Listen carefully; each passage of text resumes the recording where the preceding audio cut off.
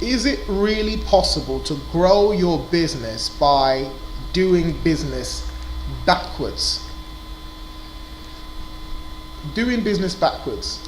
Okay, well, let's think about how your typical business, your typical small to medium sized business is working forwards, right? So we want to increase sales. So what we're going to do? What's your sales process? Every sale has a process behind it. So what is your process? You think about your sales process. Whether it's a direct selling, pounding the streets, handing out flyers, increasing the ad campaigns, okay, we need a sale. To get in the sale, what is the process? So every company is going to have that. Now, to increase our sales process, then increase our sales results, we need to bang on that drum and to spit out increased sales. Now, there's going to be, it's the paradox in business. The increase in sales actually leads to our operations meeting its capacity. It just gets busier. But our finance department are tearing their hair out because increased demands means there's increase on the operational side, means there's an increased demand on the finances to fulfill on the promises of the sales marketing staff.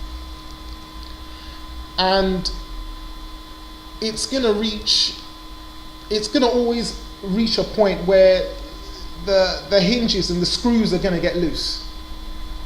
Constant tension. So sales all usually precedes operational stresses, and then the finance side is always lagging. It's always lagging the sales. And that's your typical model. So, what happens when we reach our capacity is we get into all kinds of cash flow problems, and we're not able to conduct business as effectively as we'd like to. But what if you were to do business backwards? So instead of wearing all the hats, and ducking and diving, paying suppliers late, getting into all kinds of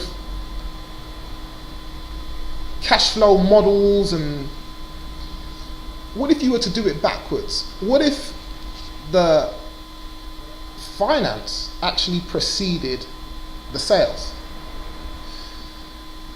And this is why I always go back to having a team, a dream team. These are key players who bat for you and work for your company so that it's being driven.